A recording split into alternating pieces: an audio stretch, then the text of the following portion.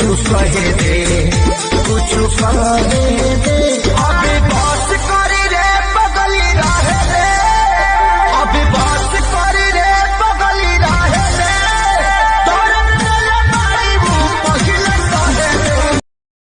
मांगो बालक, तुम्हें क्या चाहिए? हे भगवान, मुझे एक खूबसूरत पत्नी दे दो। अगर तू हिंदू है तो तुझे सोनाक्षी दूंगा, मुस्लिम है तो कटरीना, सिख है तो अनुष्का और क्रिश्चियन है तो जैकलीन। अब बता बालक, तेरा नाम क्या है?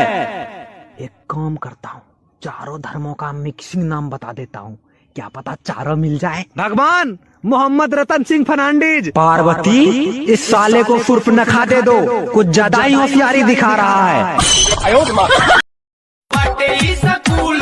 कोचिंग के बहाने रोज मिला तारू पुल पर, मिला तारू पुल पर, हो मिला तारू पुल पर। हाथ वाली खा के नंबर ले ले नई खू का भरोसा बाबी नीता। मेरे बाबू मेरे सोना, तुम इश्क में ना रोना, मैं लाख बड़े कब कर लो, तुम ही मेरे होना, समझा करो। मुँह बाल कर हमरों के कुछ कहे दे, कुछ कहे दे।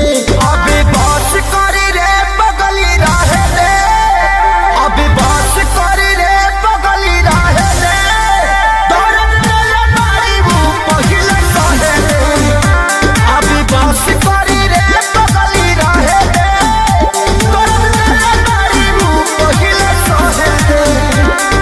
बेटा, तुम हम बिहारियों को मत समझो, भले ही आज जेल होगा कल बेल होगा, अब परसों से फिर वही खेल होगा। May I come in? Yes, come in. इसमें आपकी साइन चाहिए थी। Yeah, sure. एक बार देख तो लीजिए। मस्त है।